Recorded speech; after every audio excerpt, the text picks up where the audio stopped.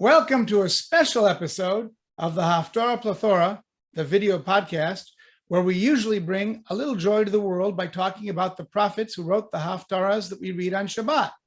But today, we're going to discuss the Haftarah for the saddest liturgical date on our calendar, Tishah B'Av. And of course, the prophet most associated with Tishah B'Av and with tragedy and sadness is none other than Jeremiah. So in keeping with the somber spirit of the day, we'll keep the tone subdued, the enthusiasm in check, the jokes under wraps, and the repartee restrained. I'll also forego my traditional glass of wine. As usual, I'm talking Haftarah with my good chaver, the king of cannellation, Rick Muller. How are you doing, Rick? I'm okay. And just so our viewers don't get the wrong idea, we're recording this episode way before Tisha B'Av, so you're greeting me and asking me how I'm doing is permissible, as is that cup of coffee I see you got. Thanks for clarifying so our viewers don't get the wrong idea. Rick, let's begin our discussion of Jeremiah's words without further ado. The Haftarah is rather lengthy at 34 verses, coming from chapters 8 and 9 of Jeremiah, making it the 10th longest of the 89 different Haftarot and their variations. But I will offer the observation that the Haftarah for Tisha B'Av is one of the saddest and most depressing of all the Haftarot. Indeed it is. In fact, the Haftarah is chanted using Echatrot for most of it, the melody that we use for the reading of the book of Lamentations, the book of Echa, on Tisha B'Av evening and in the morning. I suppose that makes sense. Our mood is somber, and we're not quite ready for any consolation. However, for me, the melody of the Echatrot is both sad and comforting. I agree. Totally melancholy. Rick, I think that the introduction of the commentary in the Eitz Chaim Chumash says it all. This is a Haftarah of doom and destruction, where terror is first announced and then envisioned in powerful images. And those images and metaphors are many and depressing. Barren vines and trees, bitter drink and venom water, snorting, charging horses that trample the earth, viper serpents that cannot be charmed, crying daughters, traitors and adulterers, cheaters and liars, Jerusalem made into heaps of stones and a den of jackals, eating wormwood, death climbing through windows and cutting down babes, human corpses falling like manure on fields. Yeah, enough already. It's too much. Exactly.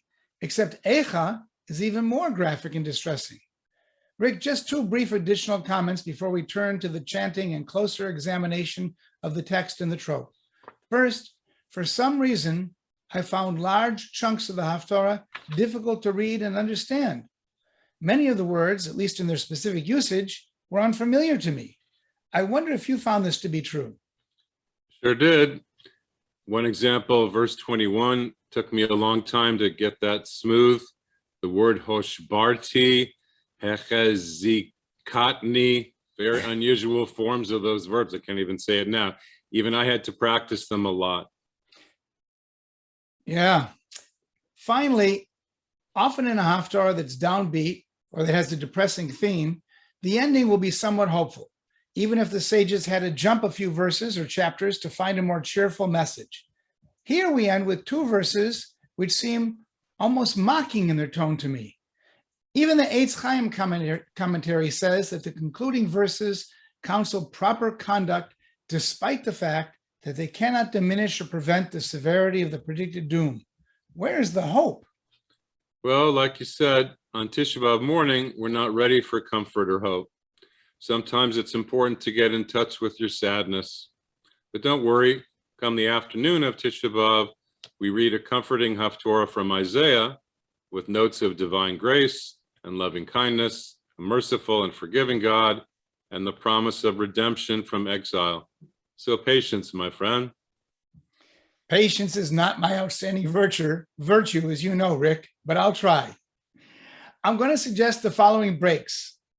First, let's start with verses 13 through 17 of chapter 8, which is full of those gloomy images and metaphors. Then let's continue with the remaining verses of chapter 8, through verse 23. In these verses, the voice changes, and Jeremiah seems to be plaintively questioning the calamity befalling the people. We'll read the first 11 verses of chapter 9, where Jeremiah and God seem to be answering those questions, explaining that the people's iniquity has brought these punishments upon themselves.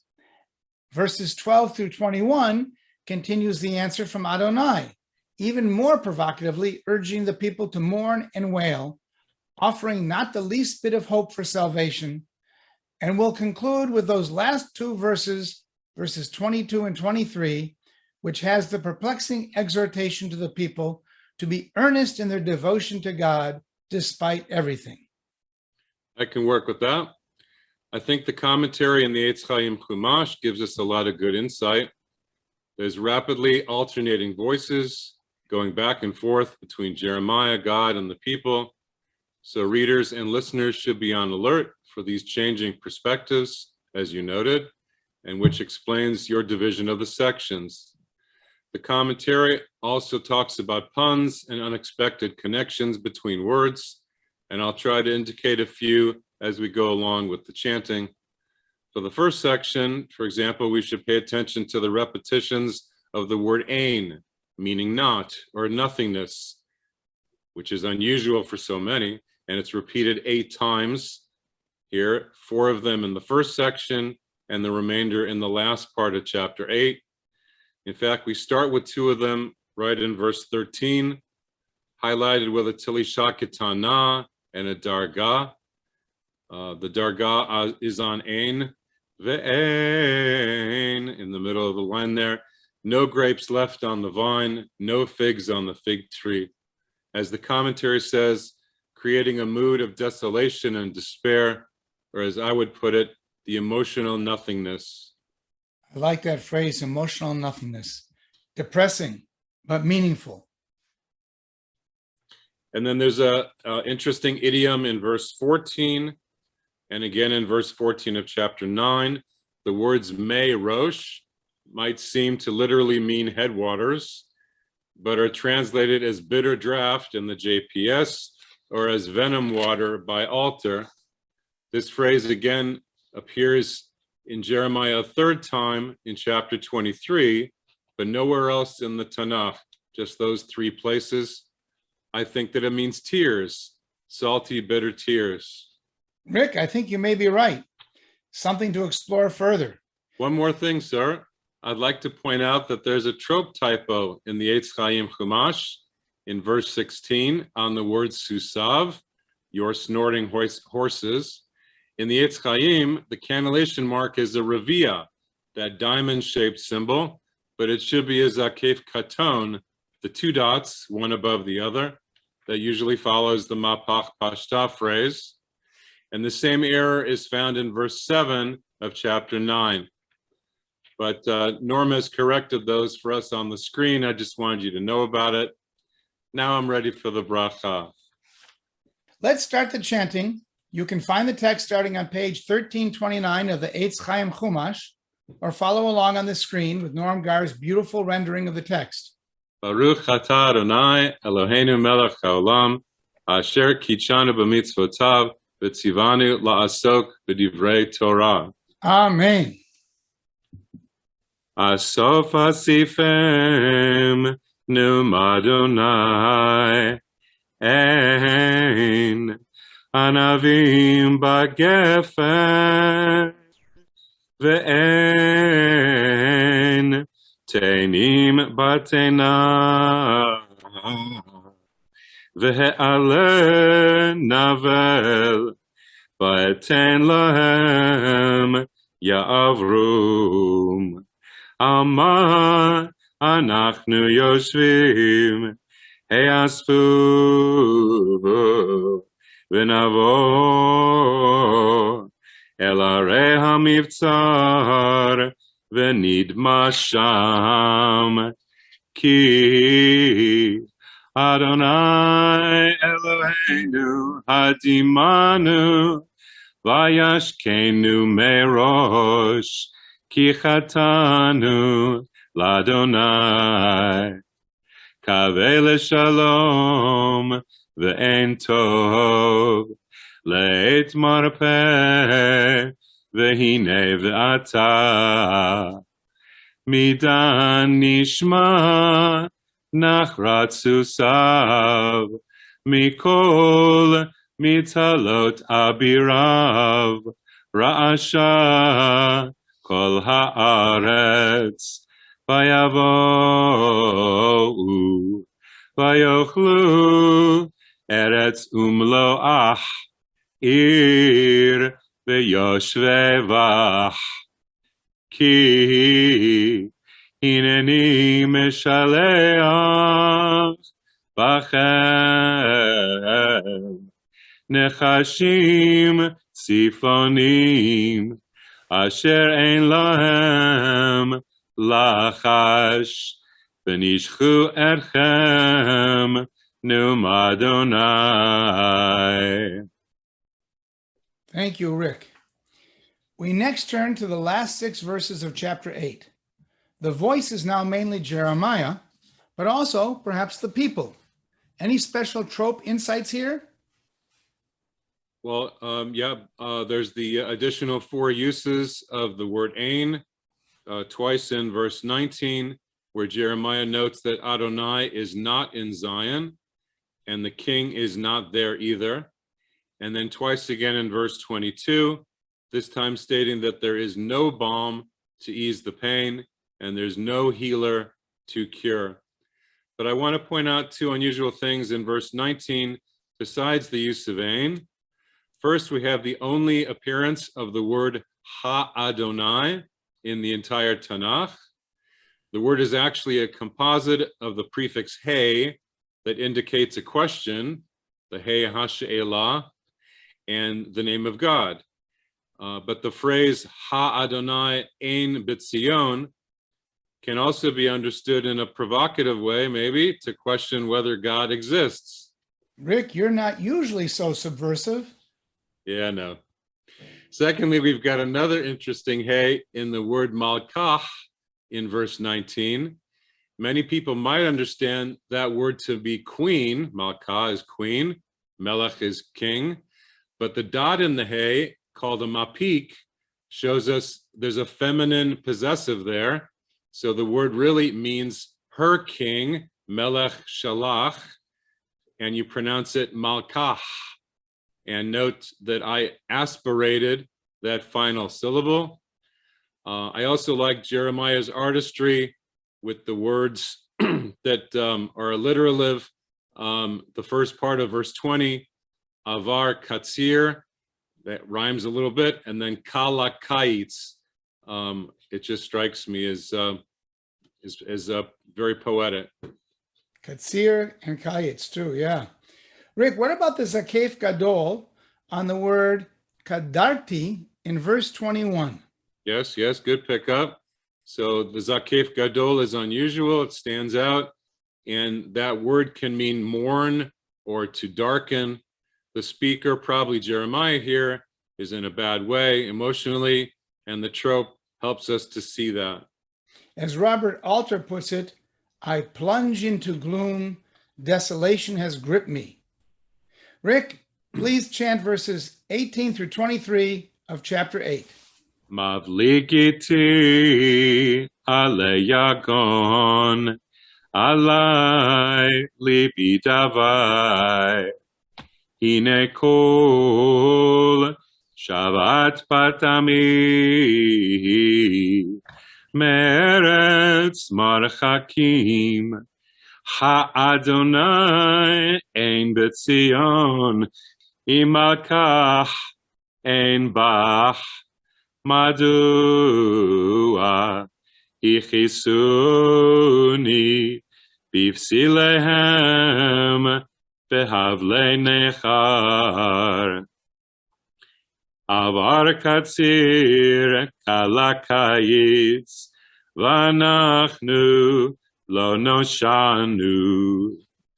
Al shever batami hoshbarti kadarti shama hechezikatni Hatzori ein begilad, imrofe ein sham, ki madua lo alta aruchat batami, miten roshi mayim, Beni mekordim a ve'evke yomam v'layla et halelei vatami. Very depressing. Rick, do things get any better in chapter 9? You already know they don't, but I do have some trope to discuss.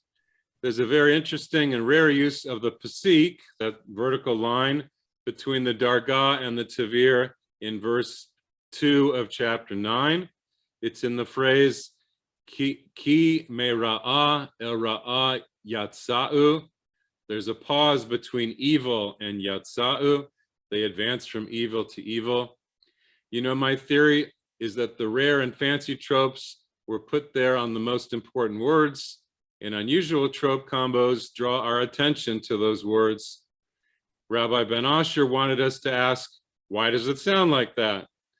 So here the combo starts with the usual Talisha Kitana, da-da-da-da, but then the Kadma leaps up to the Dargah Tavir, from evil to evil, and there's a pause there. There's a dramatic half-second pause on the pasik. Are the people going to stop going from evil to evil? No, Yatsa'u. They're still going out after evil, addicted to it, I suppose. The verse concludes with Ve'oti lo yada'u, and that rhymes with Yatsa'u, and me they don't know. Jeremiah rhymes the two verbs Yatsa'u and Yada'u. Very nice. Next in verse 3, we have some alliteration, and one of the puns that I mentioned before. The verse starts, Ish mere'ehu hishameru. Each man beware of your fellow. I like the ish and the hish, and then the ra'ehu followed by the shameru. But it doesn't work in the translation. No. But then we have a beautiful pun, ki chol ach akov Yaakov, with that I in there, which sounds like it's talking about Yaakov, but it means every brother deals crookedly. Well, it certainly calls to mind Yaakov, who did deal crookedly with his brother Esau. Kind of call him a heel there. Hey, remember, no jokes today. Not a joke, that was a pun. Anyways, there's 4 uses of the word nehi in chapter 9. The word means wailing or mourning song, clearly the theme of the chapter. And the theme of Echa. So the first of these appears in verse 9 in the phrase, Al heharim esa v'chi vanehi. For the mountains I take up weeping and wailing, combining the word nehi with the more common word for crying, bechi. There's going to be a lot more wailing to come. Yeah, 3 more nehis. And I found 2 more tropographical errors in verses 10 and 11. In the Eitz Chaim Chumash, at the end of both of those verses, there's a redundant tipcha following a mercha tipcha combo, and before the sof pasuk or the siluk that ends the verse. Repeated tipchas don't happen. It's not the normal pattern. So that's what cued me to there might be a mistake. The second tipcha under the word mi bli in both places should be a mercha leading to the finish, and that's what it shows in my tikkun from the Mishor publication house. Finally, I want to call attention to the 2 dargat tavir combos in verse 10 on Venatati at Yerushalayim and on Are Yehuda. It highlights the sufferings of Jerusalem and the towns of Judah. And lots of reason to cry. Rick, chant the first 11 verses of chapter 9, please. Mitnei v'amidbar melon orchim ve'ezva et ami ve'elcha meitam Ki chulam mena'afim atzeret bogdim. Vayadruchu et lashonam kashtam sheker below lemuna gavru va'aretz ki mera'ah el ra'ah yatsa'u ve'oti lo yada'u numadonai Ishmerehu, Ishameru, ve'al kol ach, al tiftachu, ki chol ach, akov Yaakov, v'chol rea, Rachil Yahaloch, ve'ish bere'ehu, Yehatelu, ve'emet, Lo yidaberu limdu leshonam daber sheker ha'avei nil'u shiftecha betoch mirma b'mirma me'anu da'at oti numadonai Lachen, ko amar Adonai tzvaot, hineni tzorfam uchantim, ki ech e'eseh mipnei batami, chetz shachut, leshonam mirma diber, Befiv Shalom et re'ehu yidaber uvkirbo yasim orbo ha'al ele lo efkod bam numadonai im begoy asher kazeh lo titnakem nafshi al harim esa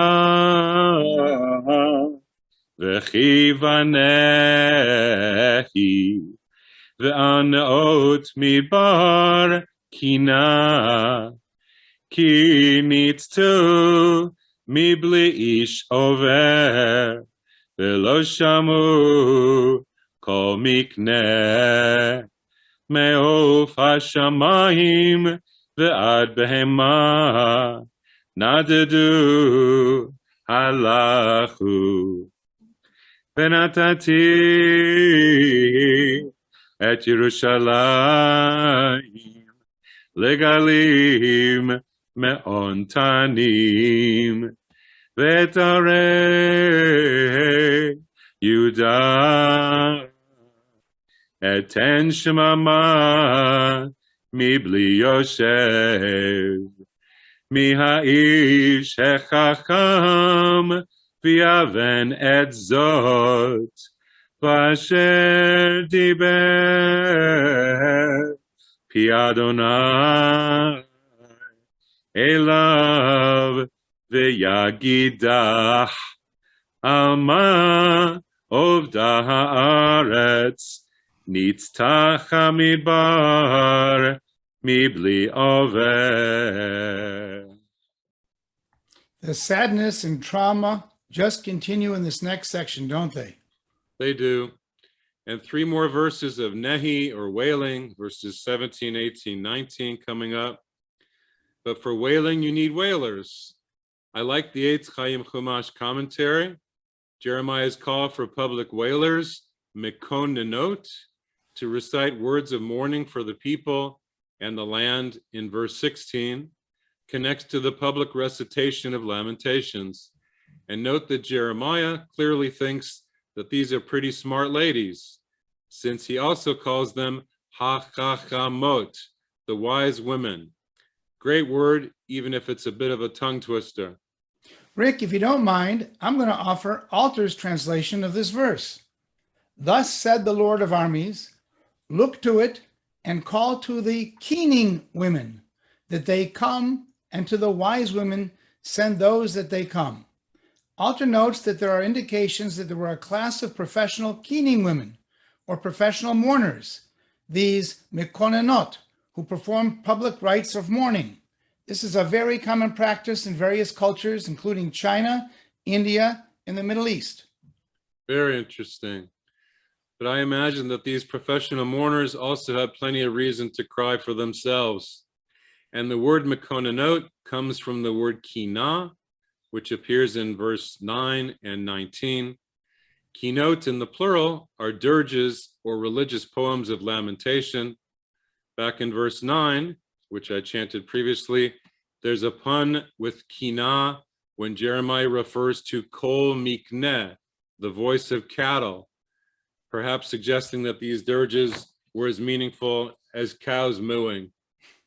I'm going to chant verses 12 through 21 now. Vayomer Adonai, alozvam et torati, asher natati lifnehem, v'lo shamu v'koli, v'lo halchu vach, vayelchu acharei shrirut libam, ve'acharei habalim, asher limdum avotam. Lachen ko amar Adonai Tzevaot Elohei Yisrael Hineni machila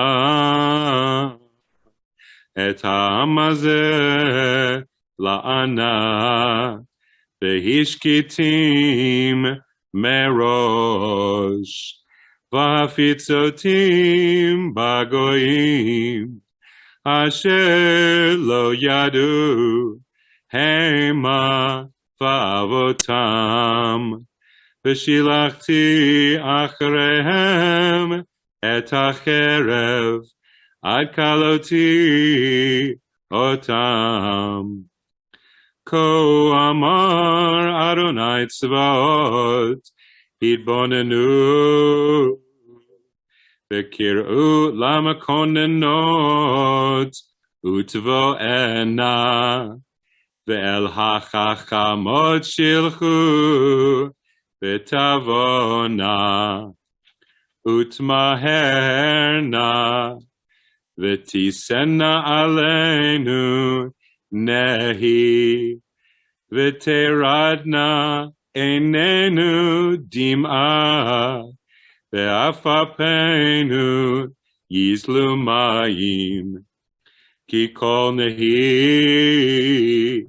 nishma mitzion ech shudadnu boshnu meod ki azavnu aretz ki ishlichu mishkanotenu ki shemana nashim devar Adonai v'tikach oznechem devar piv v'lamedna v'notechem nehi v'isha re'utach kina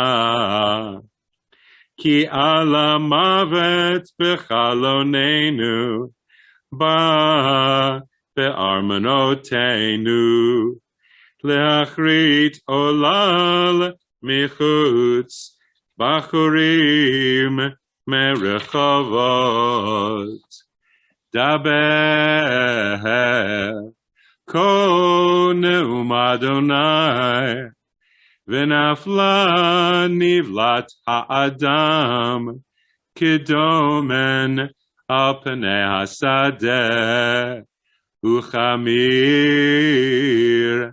me'acharei hakotzer ve'ein me'asef. Rick, before you start your trope drash on the last two verses, I'd like to point out a connection to something earlier.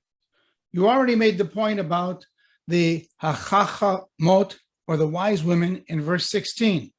But way back in verse 11, Jeremiah asks, Mi ha'ish hechacham v'yaven et zot.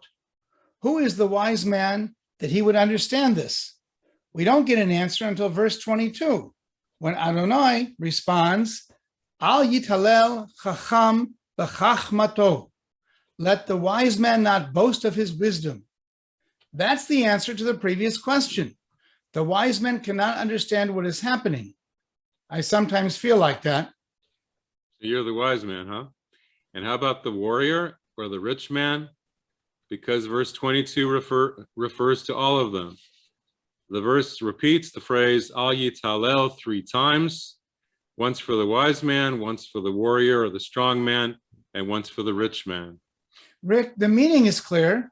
The wise man's wisdom can't help him understand the destruction around him. The warrior's strength is not sufficient to overcome what is happening. And the rich man's wealth is of no use in the face of this tragedy. They have nothing to boast about. So who should be halleling? Ki'im bezot, on this, yitalel hamitalel. This with the gershayim on top for emphasis. This is the one who can boast. Haskel v'yadoa oti. Jeremiah's answer is the one who understands and knows me, with a capital M, as emphasized by the Zarka Segol combo. And then the second half of that verse starts with a very dramatic yativ to grab your attention. Ki ani Adonai, because I am God, doing kindness, oseh chesed, not just valuing kindness, but doing kindness, justice and righteousness in the land. For in these I delight, chafatzti, declares Adonai. And unlike you, I find this is an uplifting way to end the Haftarah.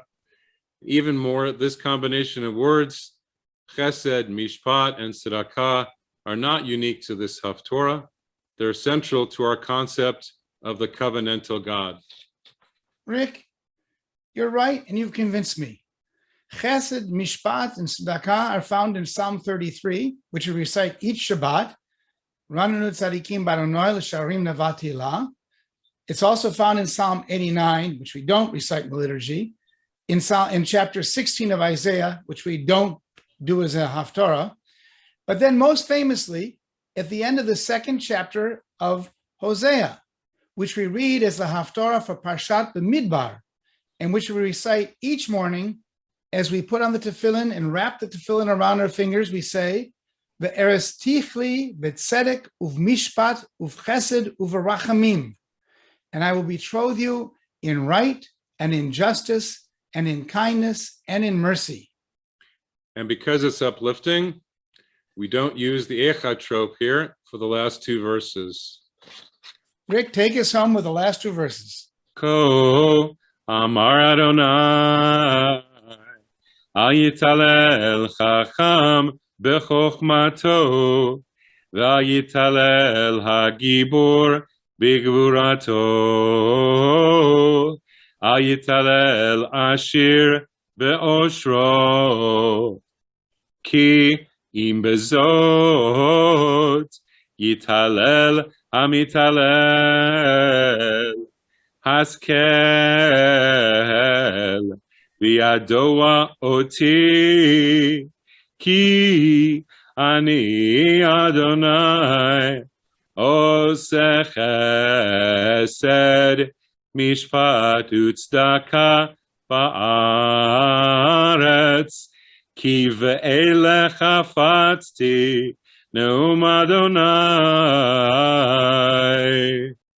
And it is an uplifting ending. As always, thanks to Norm Gar for all the beautiful graphics, text, and editing. We hope that you've enjoyed or at least been edified by this special episode of the Haftarah Plethora. Don't forget to write us with your thoughts and comments. Our emails are below. And if you like our Zoomcast, please forward the link to your friends and family.